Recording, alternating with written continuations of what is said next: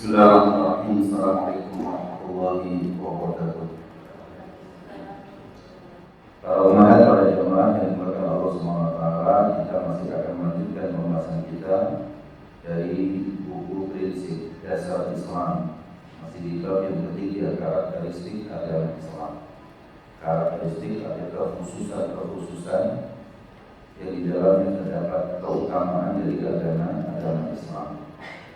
Di poin yang ke-8 insyaallah kita akan masuk pembahasannya. Islam adalah agama yang fleksibel, yaitu toleran, fleksibel, toleran, yang cocok untuk semua tempat, zaman, bangsa, dan berbagai macam situasi. Artinya berpegang kepada Islam akan memberikan maslahat atau manfaat bagi umat di setiap masa dan tempat. Jadi Islam itu bukan Islam Arab, bukan Islam Indonesia, Islam Nusantara. Islam ya Islam. Islam itu mau di Eropa ya sama, Islam di Asia sama, Islam di Afrika sama. Tidak boleh kita bedakan bahwa ini Islam Nusantara harus berbeda dengan Islam yang di Arab gitu. Tentunya tidak demikian. Kalau kita memahami bahwa wa ma arsalnaka illa rahmatan lil alamin, tidaklah kami utus engkau wahai Muhammad kecuali menjadi rahmat bagi alam semesta. Dan dibawa oleh Rasulullah yang paling besar itu adalah Islam. Menjadi rahmat bukan hanya untuk orang Arab, tapi juga untuk orang Indonesia, untuk orang Asia, untuk orang Afrika. Dan maka Islamnya harus sama. Semua Islam adalah kembali kepada Al-Quran dan Sunnah. Islam yang panduannya adalah berpegang teguh dengan Al-Quran, firman Allah Subhanahu wa taala, dan sunnah Rasulullah sallallahu alaihi wasallam. Karena Islam itu mestinya bisa dijalankan oleh semua umat manusia. Dan itu terbukti. Kalau kita mau kembali kepada tuntunan Rasulullah sallallahu alaihi wasallam dalam ibadah, mestinya sholatnya sama, zikirnya sama, puasanya sama, umroh dan hajinya sama, tilawah Al-Qur'annya sama, hukum tajwid kan di mana-mana sama. Hukum tajwid di mana-mana sama. Yang namanya nun mati dan tanwin bertemu huruf hijaiyah ya pasti ada 4 atau 5 hukum. Ada izhar, ada ikhfa, ada idgham, ada iqlab, dan sama cara bacanya juga. Bukan lagi bahwa kalau kemudian Al-Qur'an dibaca sama orang yang Jawa lalu kemudian menjadi nadanya ada Jawa gitu ya, bukan begitu, bukan ada Sunda. Artinya sama, Al-Quran dibaca di mana-mana. Kalau ada perbedaan yang ada seperti itu, gitu ya, maka itu mesti kita kembalikan kepada tuntunan Al-Quran dan Sunnah itu sendiri. Karena Allah yang mengatakan, apabila kalian berselisih, khususnya dalam perkara agama, maka kembalilah kepada Allah dan kembali kepada Rasulnya. Kembali kepada Allah berarti kembali kepada Al-Quran, kembali kepada Rasulullah berarti kembali kepada sunnah-sunnahnya. Ya, maka itu akan mendapati maslahat, manfaat. Ketika kita katakan bahwa Islam itu adalah agama yang fleksibel, cocok untuk semua tempat dan zaman dan bangsa, di sini beliau mengatakan bukan berarti Islam tunduk mengikuti kemauan manusia, bukan itu. Justru kemauan manusia itulah yang harus menyesuaikan dirinya dengan apa yang dimaui oleh Islam, apa yang dimaui oleh Al-Quran dan As-Sunnah.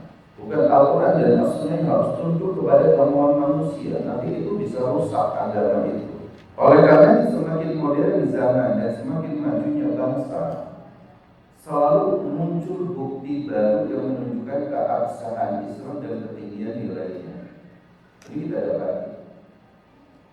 Ya, ketika Uni Soviet itu runtuh gitu ya, dengan komunismenya, lalu kemudian berganti dengan sistem yang ada, ya, mereka mengatakan bahwa hanya ada satu ajaran agama yang lebih humanis, lebih memperhatikan aspek kemanusiaan, bahkan satu-satunya agama yang memperhatikan tentang aspek hewanis, ya, yang memperhatikan hewan, tumbuhan, itu adalah agama Islam. Ya, agama Islam. Islam mengatur bagaimana penyembelihan yang baik terhadap hewan tersebut. Bukan hewan itu hanya disembelih lalu yang penting mati lalu dagingnya diambil. Tapi Islam mengatur bagaimana agar hewan yang halal ketika disembelih itu tidak menjadi bangkai.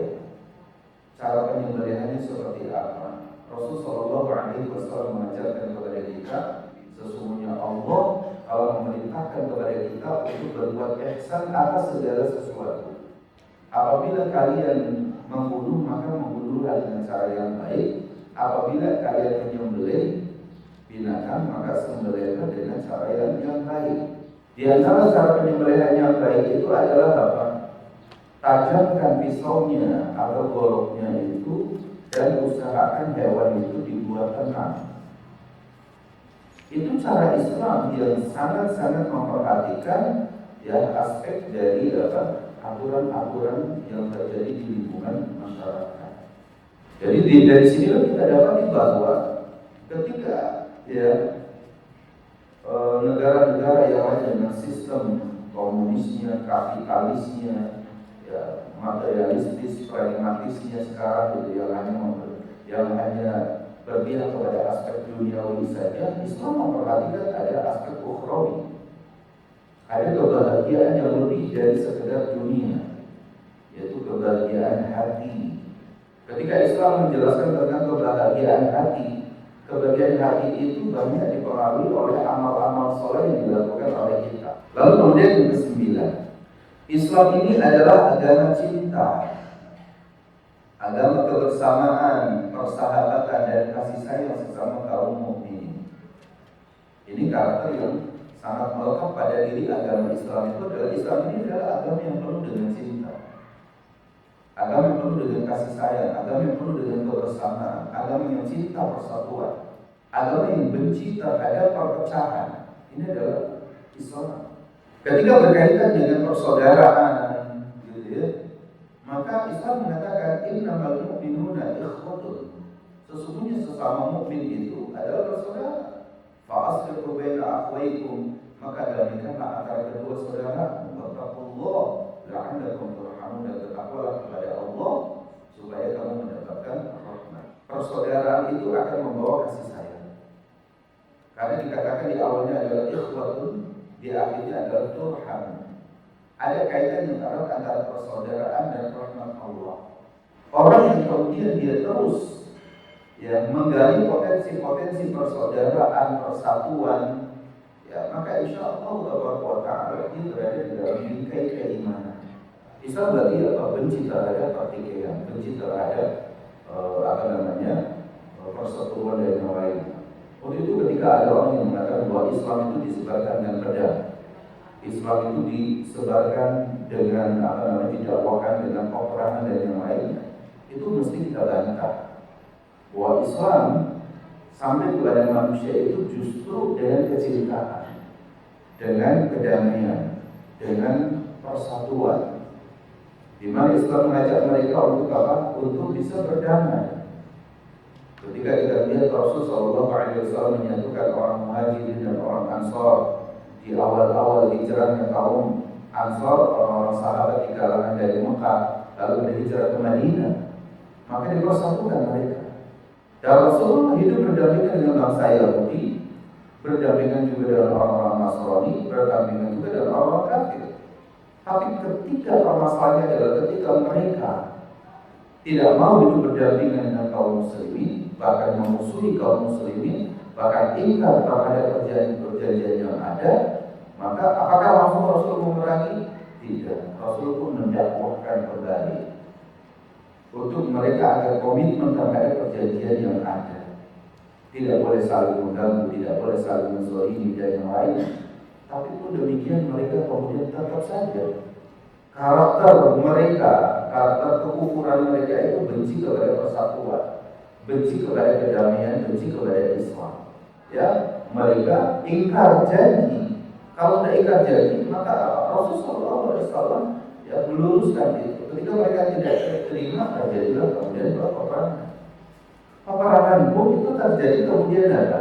Islam tetap mengajarkan yang diperangi itu adalah orang-orang yang memerangi, Kita tidak boleh memerangi wanita, kita tidak boleh memerangi anak-anak, kita tidak boleh memotong dahan-dahan yang ada di pinggir yang kita lewati dan lain-lain.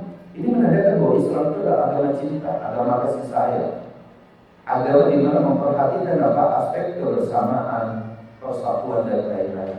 Waktu itulah Nabi kita Muhammad SAW juga bersabda, orang-orang yang saling sayang menyayangi akan dikasihi oleh Allah Azza wa Jalla yang maha mengasihi, maha perkasa lagi maha tinggi. Maka sayangilah orang yang ada di atas muka bumi ini, niscaya kalian akan disayangi oleh Allah yang ada di atas langit. Perbedaan ormas itu jangan dijadikan kita sebagai apa? Ya sebagai ajang untuk bercerai-cerai. Ada pun ketika ada penyimpangan-penyimpangan dalam tafsiran, dalam permasalahan akidah, ya tinggal didakwahi, diluruskan. Karena Islam yang ke-10 di sini dijelaskan bahwa Islam adalah agama kesungguhan, agama keseriusan dan agama amal. Ya, Islam ini adalah agama yang mengajarkan kepada kita untuk kesungguhan, sungguh-sungguh. Agama yang serius, bukan agama candaan, bukan agama yang bersantai-santai, tapi agama kesungguhan.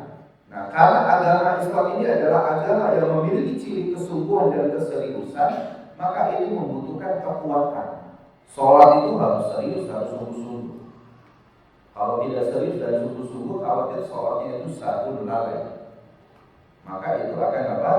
Akan menjadi celaka juga. Fawailul lil musallin alladzina hum an sholatihim sahun. Karena apa? Sholatnya enggak sungguh-sungguh. Sholat kita itu enggak dengan serius. Sholat dengan canda misalkan, enggak boleh. Jadi kalau kita melakukan amal-amal sholat itu perlu dengan kesungguhan. Maka Islam ini adalah agama kesungguhan. Buktinya adalah apa disampaikan oleh hadis Rasulullah SAW. Beliau bersabda, al-mu'minul qawiyyu, seorang mukmin yang kuat itu khairun, lebih baik, wa ahabbu ila Allah, lebih dicintai oleh Allah Subhanahu wa taala, minal mu'minid dha'if, dari mukmin yang lemah. Pertama di sini apa makna al-quwwah di situ? Pertama kuat imannya, al-quwwah al-imaniyah, kekuatan imannya. Tentunya bahwa kekuatan iman itu kan mesti dipelajari oleh kita. Bab tauhid, bab akidah ini harus terus dipelajari karena inti itu. Fondasi dasar kita beragama itu adalah al-quwwah al-imaniyah, kekuatan iman pada diri seorang muslim. Banyak masalah yang alhamdulillah selesai dengan penuh kekuatan iman. Itu banyak problem yang dihadapi dalam hidup kita ini, itu bisa lebih tenang kita ketika apa? Ketika kita memiliki kekuatan keimanan. Para sahabat radhiyallahu anhum ajma'in, banyak mereka berpesan, hayya nu'minsa, mari kita beriman sejenak, kata para sahabat. Ketika lagi santai-santai, diingatkan oleh para sahabat, hayya nu'minsa, ayo kita duduk-duduk sesaat untuk apa? Untuk bisa memperbarui terus keimanan kita. Para sahabat itu selalu melihat misalkan apa? Melihat bintang-bintang di langit sana pada malam hari, para sahabat mengingatkan, ya betapa Allah Subhanahu wa taala Maha Kuasa dan diciptakannya bintang-bintang yang begitu banyak. Ketika melihat apa bulan purnama di malam hari yang begitu dahsyat cahayanya, menerangi alam semesta, jagat raya semuanya, maka apa? Diajarkan bagian dari keimanan. Hatta kita melihat banjir, hatta kita melihat angin, hatta kita melihat semut-semut yang sedang berjalan, maka apa? Itu diambil sebagai bagian dari melatih kekuatan iman yang ada pada diri kita semua. Tidak melewati satu permasalahan kecuali apa? Ambil faedah dan pelajaran untuk menguatkan sisi keimanan kita. Itu yang pertama. Al-quwwah yang kedua itu adalah al-quwwah, yaitu at-ta'abbudiyah, yaitu quwwatul ibadah. Seorang muslim itu mukmin yang kuat itu adalah mukmin yang kuat ibadahnya. Pertama kuat imannya, yang kedua kuat apa? Ya, kuat ibadahnya. Kuat ibadahnya, dia menjaga sholat 5 waktunya. Ya, kuat ibadahnya. kuat saumnya, puasanya, kuat tilawah Al-Qur'annya. Ini kuat dalam sisi ibadah. Melakukan sholat itu tidak asal-asalan, ya. Penuh dengan kekhusyuan, kesungguhan, keseriusan. Begitu juga ketika kita puasa, ya. Dan begitu juga ketika kita melakukan ibadah haji, itu kan kekuatan apa? Kekuatan yang luar biasa. Imannya harus kuat, ibadahnya juga harus kuat. Orang menunaikan ibadah haji tidak mau beribadah kan juga percuma. Ya, saya kalau misalnya kita menunaikan ibadah haji hanya untuk status saja, ya karena itu tidak digunakan. Yang ketiga, kuat bagi seorang muslim itu adalah ya, kuatul akhlak al-karimah. Harus kuat karakter akhlaknya itu. Jadi kuatul akhlak. Jadi akhlaknya itu harus kuat. Karena itu ibaratnya itu adalah apa? Kalau kita punya rumah, pondasi itu adalah akidahnya. Atapnya itu adalah ibadah kita kepada Allah. Jadi ada pondasi, kemudian apa? Ibadahnya ada tiang-tiang dan juga ada atapnya. Itu sudah jadi bangunan. Orang bisa saja tidak kepanasan, tidak kedinginan, tapi perlu ada keindahan di situ, yaitu akhlak. Perlu dinding-dindingnya, perlu jendela dan pintunya, gitu, perlu catnya misalkan. Itu akhlak. Ya. Jadi kita membutuhkan apa? Kekuatan akhlak. Maka salah satu kekuatan yang ada pada diri Rasul Shallallahu Alaihi Wasallam itu kekuatan akhlak beliau Shallallahu Alaihi Wasallam. Sebelum dia akan jadi nabi pun Rasulullah telah memiliki kekuatan akhlak ini. Untuk itu inna bu'istu liutammima makarimal akhlak. Aku diutus oleh Allah untuk menyempurnakan kemuliaan akhlak. Cerminan jiwa ini harus ditampakkan. Jujur, sabarnya, kejujurannya, kesabarannya, ini kan akhlak. Sikap muraqabatullahnya, keikhlasannya, ini adalah akhlak. Sikap tawakalnya kepada Allah ini adalah akhlak. Ya, akhlak. Dari akhlak ini akan melahirkan adab. Kalau kita jujur, maka apa? Adabnya kita akan berbicara seperlunya, gitu ya. Kalau kita ikhlas, maka apa? Kita tidak mau adab yang akan keluar itu kita tidak mencela orang. Ya, kita akan mudah sekali mengucapkan jazakallahu khair. Itu ada. Lahir dari sikap keikhlasan kita. Kalau ada orang memberikan sesuatu kepada kita, maka apa? Akhlak kita adalah ikhlas menerimanya dan lisan kita berada dengan mengucapkan jazakallahu khairan. Semoga Allah membalas kebaikan kepada ini namanya adab. Dari kemudian akhlak akan melahirkan adab-adab yang soleh, adab-adab yang baik. Kekuatan yang harus ada pada diri seorang muslim itu adalah apa? Jadi pertama kuwatul iman, kuwatul ibadah, kuwatul akhlak, gitu ya. Yang keempat adalah kuwatul ilmi, kuat secara ilmunya. Jadi seorang muslim itu kalau nggak kuat ilmunya ya akan terus jadi bodoh gitu. Ya kan akan terus bodoh, dan ini bahaya. Bahkan ya salah satu ciri seorang muslim itu adalah berilmu. Dia berilmu. Kalau dia tidak berilmu, maka akan kalah kalau orang kafir. Dulu para ulama kita kan orang-orang yang sangat berilmu dulu. Dakwah Islam itu sampai ke Eropa, sampai Turki, Spanyol, itu karena ilmunya. Yang menemukan ilmu matematika, aritmatika misalnya. Ya itu kan juga banyak ulama-ulama Islam, ilmu pertanian itu juga banyak yang mengenali itu adalah yang mengatakan juga kaum muslimin. Kemudian yang kelima, ya masuk daripada al-mu'minul qawi, seorang mukmin yang kuat, lebih baik dan lebih dicintai oleh Allah itu. Yang kelima itu adalah kuwatul jismi. Muslim itu harus kuat badannya, fisiknya.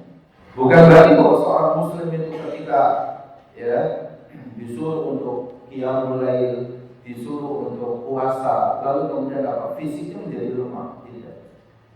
Beberapa kali peperangan di zaman Rasul itu justru terjadi di bulan Ramadan.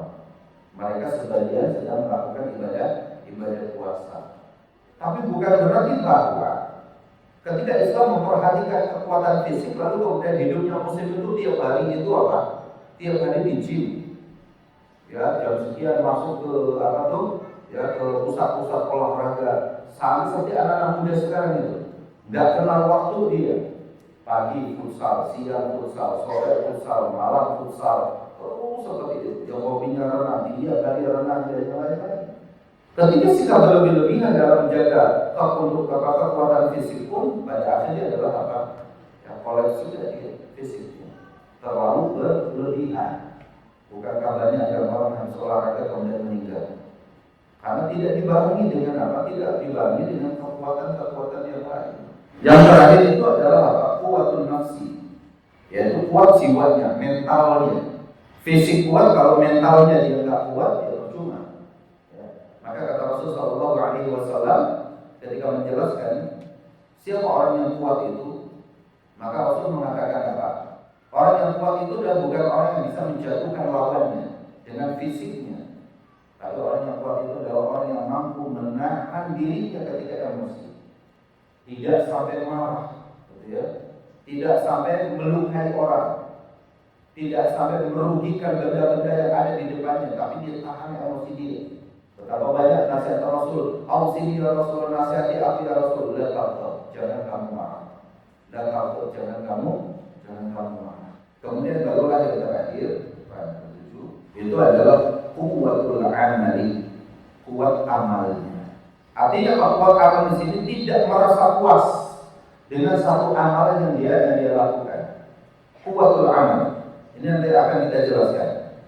Maka di sini dikatakan al-mu'minul qawiyyu khairun wa ahabbu ila Allah minal mu'minil dha'if. Seorang mukmin yang kuat itu lebih baik dan lebih dicintai oleh Allah daripada mukmin yang dha'if. Daripada mukmin yang dha'if. Dha'if yang lemah akidahnya, lemah ibadahnya, lemah akhlaknya, lemah ilmunya, lemah badannya, lemah jiwanya, lemah amalnya. Ya, lemah amal ini enggak bagus. Meskipun wafiqulil khairun, meskipun pada setiap yang kuat yang lemah itu pasti akan ada kebaikan. Di antara bentuk kebaikannya adalah apa? Yang kuat akidahnya yang ajari yang lemah akidahnya. Berarti ada orang yang lemah juga manfaat. Karena di situ ada tabadul, ada saling mengisi. Ya, ada saling mengisi kekurangan yang ada. Maka kata Rasulullah Shallallahu Alaihi Wasallam, ihris ala ma yanfa'u, itu yang pertama. Ihris ala ma yanfa'u, bersungguh-sungguhlah dalam menuntut sesuatu yang bermanfaat bagimu.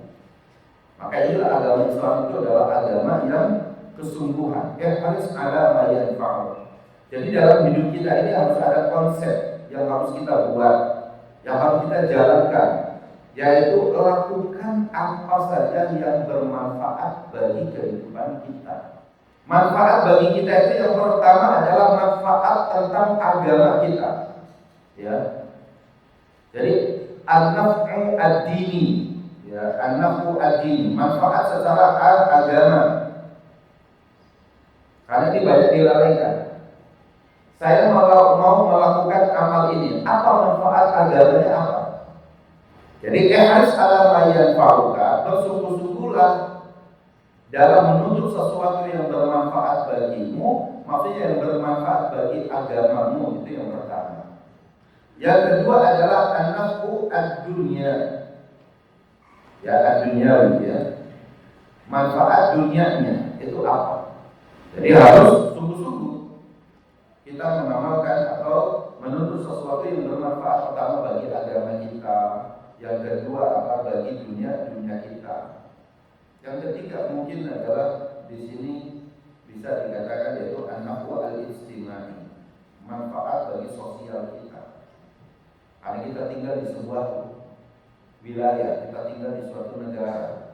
Kalau kita mau mengamalkan sesuatu ada nggak manfaatnya nih? Yang ke-11 ya, yang ke-11. Islam adalah agama yang sangat jauh dari kontradiksi. Islam ini bukan agama yang isinya itu memecah belah, gitu ya.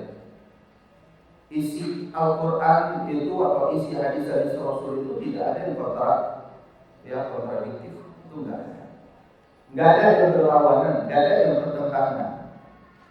Kalaupun secara zahir seakan-akan bertentangan, gitu ya, seakan-akan bertentangan, mungkin tanyakan, bisa saja ilmu kita yang belum sampai. Allah jelaskan dalam hal ini, maka apakah mereka tidak menghayati atau mendalami Al-Quran? Kalau sekiranya Al-Quran itu bukan dari sisi Allah, pastilah mereka akan menemukan pertentangan yang sangat banyak di dalamnya. Maka di sini harus diperhatikan oleh kita bahwa Al-Quran ini satu. Mau Al-Quran itu di Eropa, Al-Quran itu di Afrika, Al-Quran itu di Jawa, di Indonesia, di mana itu Al-Quran itu satu. Datangnya dari Allah Subhanahu wa Ta'ala, itu kalamullah, firman Allah. Tidak boleh ditambahin oleh siapapun di dalamnya. Yang berbeda barangkali itu adalah penafsirannya. Ya. Yang berbeda barangkali adalah sisi penafsirannya. Penafsiran Al-Quran ini memang coraknya banyak. Ada yang menafsirkan Al-Quran itu hanya dari sisi bahasa Arab, ingin menggali kedalaman makna bahasa Arab. Misalkan apa? Ada tafsir yang menjelaskan tentang ya, Alhamdulillahi Rabbil Alamin. Makna Alhamdulillah itu segala puji dibahas. Al-nya itu adalah faedahnya apa? Kalimat ha, mim, dan dal. Itu dari 3 kata, ha, mim, dan dal. Itu bisa maknanya adalah ini. Pujian, apa makna pujian? Pujian itu adalah begini. Itu dari sisi bahasa. Ya, tapi ada juga mungkin sisi seorang ulama menafsirkan karena dia memang ahli dalam bidang misalkan dalam bidang hukum misalkan, maka dibahas dari sisi hukumnya. Maka muncullah ada ayat-ayat ahkam, ya, tafsir ayatul ahkam, tafsir ayat-ayat hukum. Ada yang i'rabul Quran dari sisi bahasa, itu adalah tafsir mengi'rab Al-Quran misalkan. Itu mungkin sisi penafsiran. Tapi kalau dari sisi maknanya, mestinya makna Al-Quran itu tidak boleh keluar dari apa yang difahami oleh Rasulullah Sallallahu Alaihi Wasallam. Karena Rasulullah yang paling paham tentang isi Al-Quran. Dari mana kemudian kita saat ini dapati, karena kita tidak hidup di zaman Rasul Sallallahu Alaihi Wasallam, didapati maknanya dari orang yang belajar langsung di hadapan siapa? Di hadapan Rasulullah. Siapa mereka? Para sahabat. Para sahabat. Ustaz, apakah semua para sahabat itu jadi ulama semua, Ustaz? Jawabannya tidak juga. Tapi paling tidak para sahabat yang duduk di majelis Rasul itu tahu. Akal harus tunduk kepada nas, kepada dalil. Ya, akal harus tunduk kepada dalil. Jangan dijadikan akal sebagai patokan. Kalau akal dijadikan patokan, maka kita akan bertanya, akalnya siapa yang dijadikan patokan ini? Tapi kalau dijadikan wahyu sebagai nomor satu, maka kita akan dapati akal kita ketika tidak sampai, memang itulah kedangkalan akal kita. Kita mengikuti kebenaran yang sifatnya adalah pasti dari Allah dan Rasulnya Sallallahu Alaihi Wasallam. Inilah salah satu karakter ya agama Islam, bahwa Islam adalah agama yang sangat-sangat jauh dari kontradiktif. Tidak ada kontradiksi antara satu ayat dengan ayat yang lain, antara satu hadis dengan hadis yang lain. Kalaupun ada, seakan-akan ada kontradiksi, itu terkadang kita yang belum sampai ke arah sana. Ya, Allah Taala a'lam. Assalamualaikum warahmatullahi wabarakatuh.